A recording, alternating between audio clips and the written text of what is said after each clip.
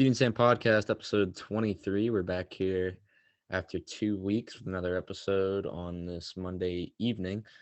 Fairly simple episode today, just some New Orleans sports stuff.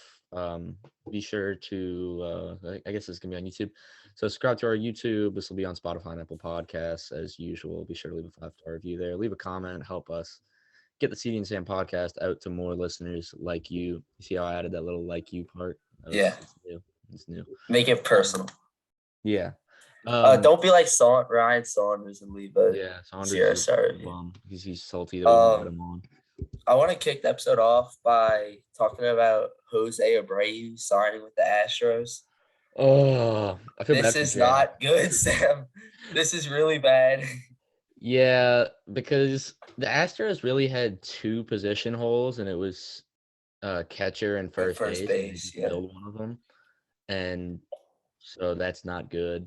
Fill one of them with one of the I know he had it down here last year, but still Jose Abreu. Yeah, but it's still probably a top 10 first baseman and a guy for sure. Yeah, at a high level really consistently.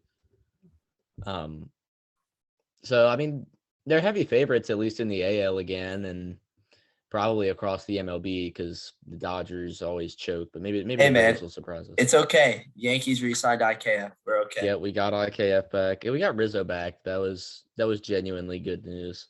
Yeah, but I don't know about baseball next year. We'll see.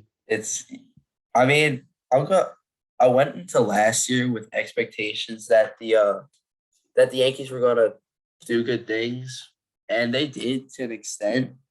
But this year, I have no expectations. I know you said that last, but I have no expectations this year. Yeah, definitely. I mean, I think I might have said this, but I expect them to make the playoffs. Yeah. I mean, it is the Yankees, but I don't expect them to be legitimate contenders up there with the Astros, maybe the Mariners, maybe the Blue Jays. Teams that could make a push at that. I feel like AL title. For some reason, I've compared the Yankees to the Bradley Beal and John Wall Wizards. They always made it to the conference finals, but they never won. So I have to be a dick here, but the Bradley Beal Wizards never made the conference finals. So I had to get that off my chest. They didn't? No, they made it. Well, then the Pacers. The Pacers. Yeah. Okay. Good. That's what I was thinking. I just compare them to the Saints because it's easier. Because they make it to the playoffs every year and they never do anything. It's tough being a fan of the teams we like. It's tough, but it's hard to explain to people who are fans of bad teams because it's just a different kind of pain to watch. Would you rather be a Saints fan the last 4 years or be a Lions fan? Tentatively, I think I'd rather be a Saints fan. Yeah, because we've been good, but it's different, the downs we've had to endure are honest to God, it doesn't get worse than what we've. No, it hasn't. In the sports world, it hasn't gotten worse. But maybe it's a hockey thing, but we don't pay attention. We wouldn't know. But yeah, I do think about that, whether I'd rather be a fan of a bad team or be a Saints or a Yankee fan, and it's hard to explain to people who are fans of bad teams when you complain about it. You're good every year. It's you don't really understand the true pain of losing in the playoffs every season. You get your hopes up for that. Yeah, but you're going into next year for the Yankees with no expectations either? I expect that they'll make the playoffs and be in that. See, for the Yankees, that's having no expectations, though. Yeah, pretty much. I expect them to be in the second tier of contenders. Maybe I don't third. Even think we'll be in that. I think we'd be in the third. I feel the second. The way I see it next year, the top tier is going to be the Padres, Braves, Dodgers, and Astros. Yeah. And then the B tier will be Phillies, the Cardinals, Mets. The Phillies, the Mets, the Blue Jays, and the Mariners. I feel the Blue Jays are going to be way better than us next year. Well, that's what we thought this year, though, too, and they didn't. I didn't think that last year. Oh, I was high on the Blue Jays. I was, but I was more high on the Yankees than I was on the Blue Jays. But the tables have turned now. I mean, I nothing has changed with my perspective of the Blue Jays, but something definitely has changed with my perspective on the Yankees. I mean, I've gotten sick of this team like being okay. I mean, all right, the Yankees have been good, but it's the Yankees we're talking about here. Yeah. I mean, and what we've like watched the past few years, we have been okay. We've been a Yeah. I mean, above average team.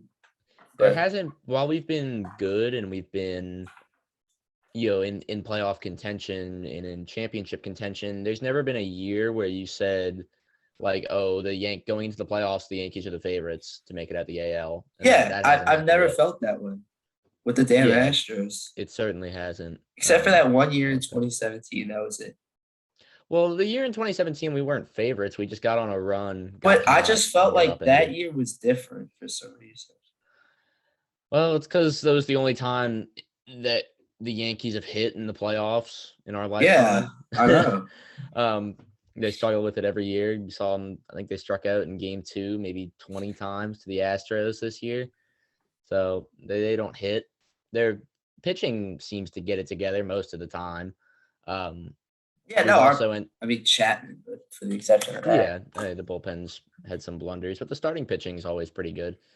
But I don't know. I don't come into the year with big expectations, but the great thing about baseball is your team doesn't have to be great to enjoy it, and so Yeah, because there's keep 162 coming at it. games. So Yeah, that's the thing about baseball. The Nationals were the worst team in baseball last year, and there were 60 nights where they could call themselves winners. So yeah. you're coming at it from a Yankees perspective. You might win 85, 90 times. You got to look at that as a little bit of a positive. Look at that, Sam being optimistic for once. No, I'm being optimistic about being pessimistic about my team. Yeah. Optimism doesn't exist in my sports perspectives. So Pelicans playing about 30 minutes.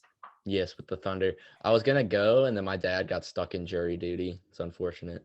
Wait, what does your dad do? Well, everyone gets called to jury duty. I don't know, my dad, something with pacemakers. I don't know. But yeah, it's an interesting spot for the Pelicans. I saw Brandon Ingram was listed as doubtful this morning. I don't know what his current status is. I think it's a toe contusion. Day to Yeah, day. or sprain something on his toe. I don't know. But Contusion's the word of the year for the Pelicans so far. yeah, and then looks like CJ will be out. He must have symptomatic COVID or something. Yeah, because I've watched when CJ was doing bad earlier in the year. Coach Willie was saying, he was like, yeah, CJ's been dealing with some illness. I mean, do you think that's still the reason he's out? It could be. I mean, we see people get long-term COVID. Because that would have been 3 weeks. I mean, that's out. That's why he's out right now. It Yeah. says COVID-19 protocol. So it's an interesting spot for the Pelicans tonight. We get to see Zion really take up the role of being the man. And it's always fun to watch the bench players play. And they're going up against what'll be a fired up Thunder team who have played pretty well this year. Yeah. Every time I've used my spread pick on the Thunder, they've hit. So I'm 3-0 with them. Nice. But I think the Pelicans should win tonight. But it's fun. I love Shea. Love me some Lou Dort. Yeah, I just want to see the bench for the Pelicans tonight. I thoroughly enjoy Pelicans bench basketball. Pelicans bench basketball versus the OKC Thunder's starters would be a fire matchup. And that's what we're gonna get tonight. Yeah. Plus Zion, Valanciunas, and Herb, they're probably gonna get us the win, but it should be, the way I see it, is a little bit of a toss-up game with the Thunder, the way they've been playing recently. And by the way, SGA is looking like maybe second team All NBA this year. Those numbers he's putting up right now. He is. The numbers he's putting up are just insane. I mean, it's very early, and he plays for the Thunder, so he's going to get all the volume he could want. But it's impressive what he's been doing so far. Yeah. Remind me, who would start at the 5 for the Thunder? Would it be JRE? I've thought about this today, because they showed some clip of Jonas, and I was like, I don't know who he's going to be matching up with. Yeah, they I don't might think run Jonas is going to play that much small. tonight. I don't know. I don't know if they run small and put Pokashevsky. I have a Poku shirt. Well, I need to find. I know who the starting center would be. It'd be Jeremiah Robinson Earl, but I don't know like Would it how be the good he's been. starter? I think yeah. Well, I'll look it up. But Um, I I don't know think they have Mike Muscala anymore. Remember that game last Moose. year when Mike Muscala hit 3 Yeah. straight threes in the third quarter? So it was Mike Muscala and Doug McDermott just giving us buckets. Yeah. You watched this Pelican Spurs game? Oh my gosh, that was unbelievable what Doug McDermott was doing. Dougie Because McBuckets. I've seen Doug McDermott come on the floor for the Pelicans or against the Pelicans and hit some ridiculous shots, but the dude was putting it on the floor too. It was very impressive and very frustrating to see Yeah, so it Doug looks McDermott like put up yeah, it 20. looks like Jeremiah Robinson Earl starts sometimes and like when they go small, he comes off the bench. Okay. So I'm Yeah, guessing I'm he'll come off the interested. bench. I got a Or lot. he'll You got a start lot of tonight. players I'm interested in. I got Shea on my fantasy team. Of course, there's Jose Pokashevsky's an absolute stud. Love me some Poku. One of the most entertaining players in basketball. So it should be a fun game. Two teams. They got that dog in them, Yeah, and it should be a good game. yeah. So I'd like to ask if you could give a grade to the Pelicans through 19 games, what would you give us? A minus. Yeah, Because I would give us a B plus. I think you can explain. all right, similar. I mean, we're sitting at fourth in a stacked Western Conference, so it's hard to go low. And we have dealt with some injuries, and we're still 3 games above 500. So take that for what it's worth. Yeah, I mean, we're right where we need to be right now, which is in the top 6. But it's also a little bit frustrating because you still have those 3 overtime losses, and it feels like maybe if you got 1 or 2 of those, That you'd be damn sitting Lakers game, man. Yeah, that's a killer. I mean, you'd be sitting at 12-7 right now, and feel a lot better. But I mean, I'm not too worried about it. no, early 82 game season, and I mean, like you said, they have had some injuries. Yeah, I think the Kings are going to fall down to the play-in. I feel like the Blazers and Jazz, they'll fall out eventually.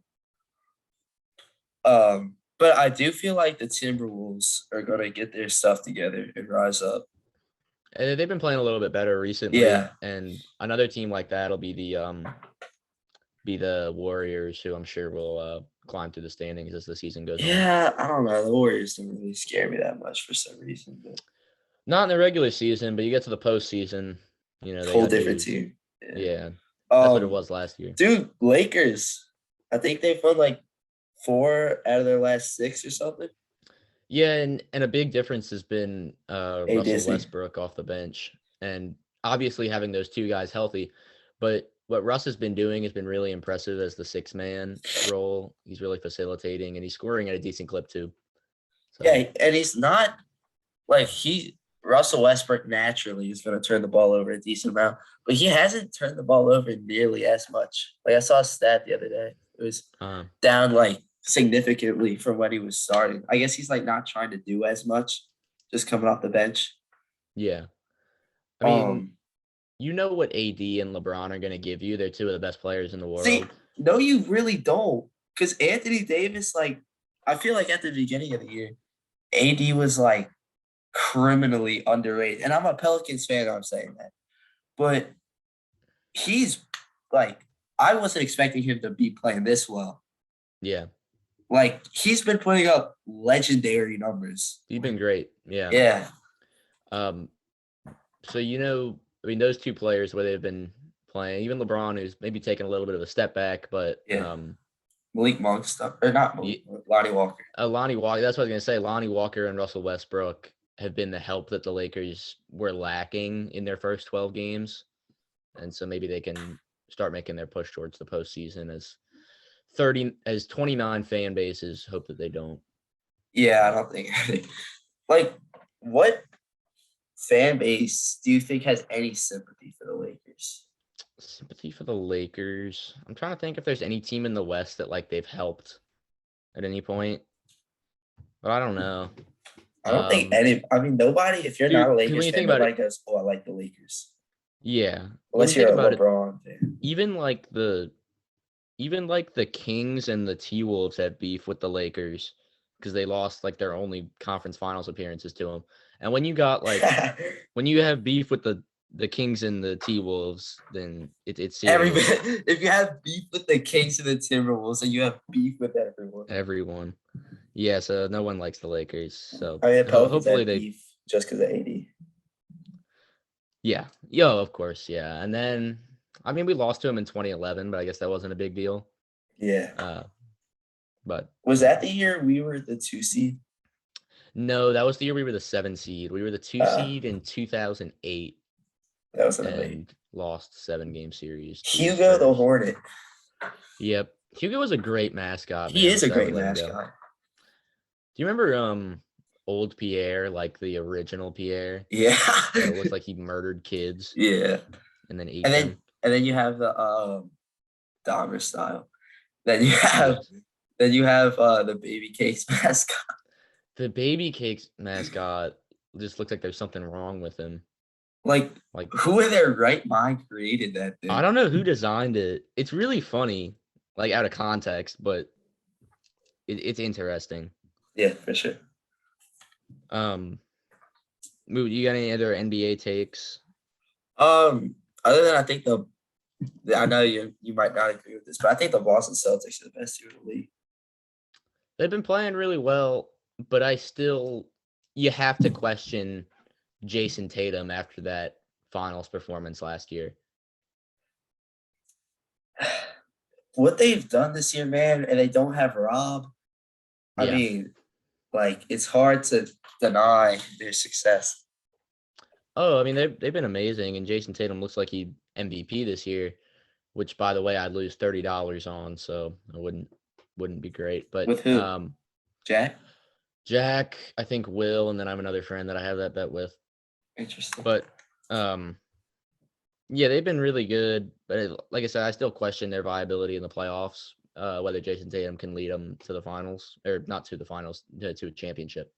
I just said they're looking like the best team in basketball. Yes, they are. They're absolutely looking like the best team right now. I mean, if they get this kind of production out of Bryn Forbes, or not Bryn Forbes, Derek White, and like guys like Grant Williams and Peyton Pritchard, I mean, Yeah, there's a lot of capable role players on that team for sure. okay, Sam, you can't tell me Bryn Forbes and Derek White aren't the same person. I guess Derek White's bigger. Yeah, that's like I don't know. But they have a similar game. They were both on the Spurs with the Frozen. Yeah. Hey, no, Brent Forbes has a championship though. He's a champion. He was getting late rotation minutes with the Bucks. Oh, the Bucks, yeah. He actually got minutes in that finals. He always pissed me off because I was rooting really hard for the Bucks and he was terrible. Hey, don't hate on Bryn. Yeah, that's got to be the weirdest name. Bryn. What's your name? Bryn. I don't think I have anything else in the NBA. Yeah. No, I'm good here. All right. I'm very. What were you going to say? Shout out to the Kings, though, because they're in 6th. Like the beam, baby. Like all right. I'm very interested to see who we're making fun of this episode, Sam. Take it away. Oh, we're gonna get there, all right? I promise we're gonna get there. And it's in the NFL, so let's just recap the Saints game. And then my Alexa just gave me a notification that the Pelicans game is starting. So thank you. 7? No, there's no way. No, I get it like 10 minutes before. Oh, so. Okay. Yeah. I mean, it'll probably start at like 7:08, so we're good here. Yeah. You want to just talk about the Saints for a little bit? Yes, I would. And the Saints have disappointed me not only because we played some bad football, but this just isn't the Saints football that I or you are accustomed to. Like, I feel like this team is undisciplined. With Drew, Sean, I mean, shit, even with Tom Benson, I mean, I just feel like none of that happened. And now we have, like, people, it just mind boggles me how we have first down on the 5-yard line, and our coaching is so incompetent to even get someone open, even to block for more than like 4 seconds. Like, all right, put a fullback in there or something. Shit, put Taysom Hill in there. Let Taysom Hill block just for Now that extra. Taysom's got him off the defense. Taysom can't catch the damn ball. Yeah. I mean, you saw Taysom Hill drop that ball. You know what I'm talking about? It hit him like in the face. Oh yeah. And I mean, like, we got Chris Harris Jr. playing football, man. Like, shit. We're like, we got this house reeks and we got to clean it. Like, dude, next year, I don't care if we win 2 games. I need a good quarterback. Yeah. It's certainly the next step. I don't know if we've talked about it on this podcast, but it's time. It's time to embrace the suck. Yes. It's time to be terrible. It's so hard in the NFL to be good for such a prolonged period of time. It's impossible. You have you have to have Patrick Mahomes or Tom Brady, and or we Josh sure Allen. as hell don't have that. So it's time to be bad. The writing's been on the wall for the last 2 years. This front office is been putting us in a bit of a hole because they keep pushing back the cap space. And we're down $50 million in cap space, mind you. So yeah, we're once again. Are we the worst cap space team for like the third straight year? It's either it's either us or the Cowboys. I think. I think it's either us or the Cowboys. But regardless, no bueno. It's bad, and it is only going to get worse, and that's not a terrible thing. Can't guard Mike if he's not on the field. I don't know. I guess we could probably get like a 3rd-round pick for Mike Thomas. I don't know. What will we get for Kamara? Kamara, I think, would probably be like maybe a 2nd-round pick and like a 6th-round pick or 5th-round pick or something. But it's frustrating this season as a whole. And like you said, it's just different because it's not Sean Payton. You know, I think what we're learning more than anything this year is how good Sean Payton was at his job. So it's frustrating to see a Saints team that just looks really unfamiliar. This is the first, like, even when the Saints were going 7-9, I mean, we knew our defense was ass and our offense was probably one of, if not the best offenses in the league. But just like then we had solid coaching. I mean, obviously we had Sean Payton. You would have thought Dennis Allen being under Sean Payton for 5 years would have learned something. It looks like he hasn't learned a thing. Yeah. Most people pin it on Dennis Allen. I do too, but I think it's more on Pete Carmichael. Whoever calls the plays. I don't even know who calls the plays. I think that's Carmichael. That dude, he's clueless. The way you just said that. He's clueless. He has no idea what he's doing. We got inside the 5-yard line and threw the ball 4 straight times yesterday. Like, why can't we put Taysom in? 3rd and short. I think my dad was telling me the statistic yesterday. But the Saints, when Taysom rushes for 50 or more yards, are 4-0. And so that means that the Saints are 0-8 when he doesn't. It's the whole key to our offense. And yet we still can't figure out with a 3rd and short situation that we should put in our best short yardage runner. It's baffling. No, he's not only the best short yardage player on our team. He's probably the best short yardage player in football. Behind maybe Derrick Henry, yeah. Or like Kyle Juszczyk or someone like that. Yeah, like a fullback. But, I mean, if Taysom Hill is squaring up with literally any defender in football and they're running straight at each other, Taysom Hill's carrying that guy a yard forward or 2 yards forward. At least one. So, like, why we can't figure out that 3rd and 1 to put in Taysom. And if you're going to, like, I get maybe not having Taysom in if you're going to throw the ball. But there was a situation yesterday, it was 3rd and 1, and we lined up under center and gave the ball to Kamara. It makes no sense. See, people that back up the coaches, they say it's like more difficult than it actually is. And I understand that to some degree. But with this situation, 3rd and short, not putting in Taysom Hill, it really doesn't make any sense. Like, I can't see any other way around it because it hasn't worked using Kamara on short down or on short yardage situations. Passing sure the hell ain't gonna work. Yeah. Yeah, I do get coaching is hard. The only thing that I say I could do better than coaches is clock management, because I think most coaches are god awful at that. But you can't tell me. Listen, the entirety of the Saints fan base knows that Taysom Hill should be taking that snap no matter what. So why the coordinator is the only one that can't figure that out? Like, it's not like he's some kind of like football genius. It's pretty simple. See, part of me Like, feels like sometimes they try to outsmart, maybe, but yeah. I mean, I guess that makes sense to some degree, but sometimes you just gotta go with what's handed to you. And here's the thing. If you put Taysom Hill in the game and we need half a yard to get a first down and he doesn't get it, then shit, credit to the defense. Yeah, You I know? mean, god damn, good job. Like, You stopped I'm a not saying, bullet. oh, that was a terrible play call if we gave the ball to our best offensive player in most situations. He's been our best offensive player almost every game. A lot, So, like, yeah. I'm not – or every game that we've won, I should say. So, I'm not going to be frustrated if we put the ball in his hands. Especially because I've been, like, a preacher of it. Every time I tell my dad, dude, Taysom Hill. Ever heard of a guy named Taysom Hill? Yeah. And what's really annoying about it is that despite how terrible we've been this year, we were in a position yesterday in a winnable football game, a game where the defense kept us in it, to put Shout out the ourselves a defense. half game out of the division. And we didn't capitalize. And it's frustrating. I mean, there are other games like that, like the Bengals game, how we choked like that. Again, we didn't put Taysom Hill in once. He was our best player that game on offense.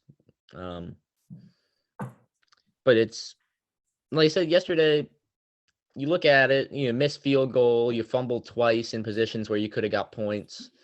Positions where you could have got points. We fumbled on the half-inch yard line, bro. Yeah. You penalize yourselves out of field goal range, turn it over on downs. That's a game where we should have had easily 17, 20 points. And when, you give up 13, you can't help but feel like you could have put yourselves in a position to win. Right. I was going to say something. Oh, yeah. So we're talking about trading Kamara now, but he's still going to have that long-ass suspension, man. That's true. I don't know if I guess that probably would factor brings his value down to a win now team. Yeah. Right. I didn't think of that, but I mean, everyone's got to go, which is the right thing to do, but also as an owner of a Lattimore and a Kamara jersey, not great for me. Oh, so that's what we're talking about. I guess I'll still wear the Kamara, but like, I don't know, the Lattimore one might be a little bit of a weird look. Why? I don't know. It's just like, he's kind of a niche player. I guess. Like Chauncey. Yeah. The problem is with the Saints too, as we approach an inevitable rebuild, is that we sign guys on really big contracts. It's kind of what we do. Drew Brees was incredibly highly paid. Sean Payton was the highest paid coach in the league. We've signed record-breaking deals at the cornerback position, at the receiver position. Right tackle. Yeah, right tackle. We give money to everyone. If we've got a player that we really like, we make sure that we lock him down on a big contract. That's good to some extent, but if shit like this happens, when you're trying to trade everyone, it's not awesome. Yeah. We'll see. I would say, like, to be the pessimistic sports fan that I am, I would say it's at least 3 years till we're relevant again. I might say 2, for the sole reason that if we get a star quarterback in the draft, like a Caleb Williams, but that's a big if. My biggest question with the Saints is who plays quarterback next year, because we could. I mean, Davis Mills as my take commander. because we could trade up into the first round, maybe, and try and get one of those quarterbacks, or we could sit back and draft a quarterback in the second round. I don't know if we'll do that. Oh, no. Sam, be quiet. Listen to me. So, we're not going to do anything this offseason but trade away our players, maybe trade up, like you said. But I don't know if I want, because correct me if I'm wrong, but isn't Caleb Williams up for the draft next year? Yes, I Like, don't it's not know, but this. Yeah, because he's a yeah, he sophomore. might be. It's some with transfer. So Regardless, we got. So I hope we just suck and we just like I said, Davis Mills is going to be our tank commander. So after we suck that year, then I think we should go get a quarterback in the draft. Yeah. So like, which I mean, shouldn't be hard. 2024 draft class. Yeah. Yeah, that's what I think too. And I hope that the Saints don't go out and draft a guy in like the third round this year and then That like pissed me off. put him like uncooked like some out mid-ass onto quarterback an out of NFL. Western Kentucky. Yeah, and just try and throw him out onto an NFL field and kind of stunt his development. But Deshaun Kaiser. Yes, Deshaun Kaiser, him. That's a great comparison there, Connor. I'm proud of you. Any other Saints takes before I get into my roast? I'm interested to hear the roast. No. All right, so I don't have a big one today because the easiest targets all year have been like the Broncos and A&M. And we're not talking about A&M. I will never talk about that game to anyone, all right? That game didn't happen on Saturday. It never happened. We never speak of it again. It was erased from the Jedi's archives. It didn't happen. We never speak of it. So I have a bit of a smaller one today, but it's also to an equally disappointing team. It's time to talk about the Green Bay Packers. And it's a team that I feel a little bit sympathetic for. Like, I remember when they lost last year and I felt a little bit bad for them because I know the feeling of being, well, I mean, we're going through the same thing right now where you've been really good for a long time and now you're going to suck for a long time. But the difference here for the Packers is just how incredibly their front office has botched the situation. And it all stems back to the 2020 draft class when it was so apparent that they needed to draft a wide receiver. Like, that was before Devontae Adams became like the best receiver in football. So it was really obvious that they needed a receiver. And at the 26th pick, they traded up with one of their division rivals in the Minnesota Vikings to draft Jordan Love. No. What I thought when they traded up, I was like, all right, they're about to take a stud at their receiver. They picked Jordan Love. Took Jordan Love. Sat the bench for 4 years or 3 years, whatever it's been. Has yet to really see meaningful games outside of maybe 2 where he started. Preseason. And so you may say, well, maybe there weren't any good receivers when they were there. Let me tell you the 2 receivers who were drafted after Jordan Love. Tell me. Can I interest you in Michael Pittman and T. Higgins, 2 of arguably the top 10 receivers in football at times, and you took Jordan Love? And you wonder why Aaron Rodgers is so pissed off all the time. Maybe it's because you drafted his backup when he was in the prime of his career. That could be it. I'm just saying. So at least the Saints didn't do that shit to Drew. I mean, I wish we took Patrick Mahomes. Patrick Mahomes. I mean, yeah.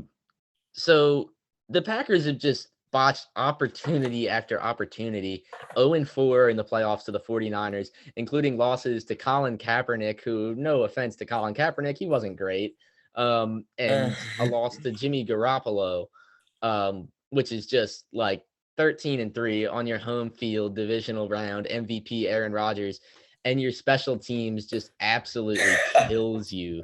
The special teams basically just lost that game single-handedly last year to Jimmy Garoppolo. And so now you sit at 4-8. Once again, you didn't get a receiver. And I know Packers fans might say, well, I don't know how many wins Chase Claypool was getting us, but I would counter with how many wins are you getting without him? Because it's probably less. So it's just bad. Matt LaFleur, I've said it since the start, and he's like contradicted me. in the regular season every time, and then he shows his true colors in the postseason. Like, for example, when he kicked that field goal to make it a 5-point game in 2020, he's not the guy. I don't think he's terrible. He's not like Cliff Kingsbury or Nathaniel Hackett, but like he's bad. Nathaniel Hackett. They better hope that Aaron Rodgers demands a trade and maybe they can get 2 first-round picks. But with the way he's been playing this year, I don't know. I don't think a team's going to give up 2 firsts for Aaron Rodgers.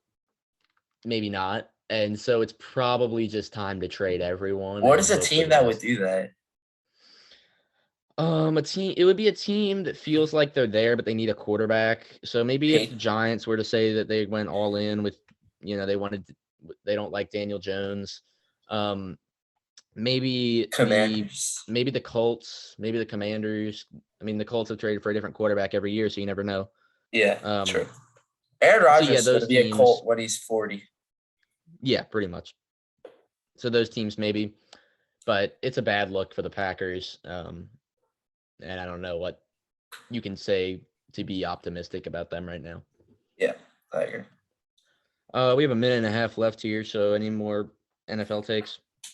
Oh, Deshaun Cosby's coming back this week. Or next week, maybe? I don't know. Deshaun who? Cosby. I'm not getting the reference. Like Bill Cosby raped like 80 women. Yeah.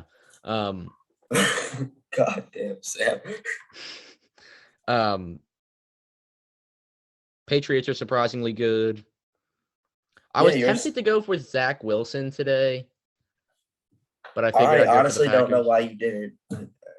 Zach Wilson would have been easy, but like he's still on such a high level for me that like I can't be talking bad about him like that, you know? Nah, Sam, bro. Nah, I disagree. Too much of a legend. Strongly disagree. All right, we gotta wrap this up. We got less than a minute here. Yeah. So thank you for listening the full way. We got a little bit of a longer episode. Yeah. Again, no clue when the next episode will be. Could be next week. Could be 3 weeks from now. Indeed. Stay tuned. Someday I'm gonna get a better webcam. But for now, we'll see you next time. Cue the outro. Sam and CD. CD and Sam.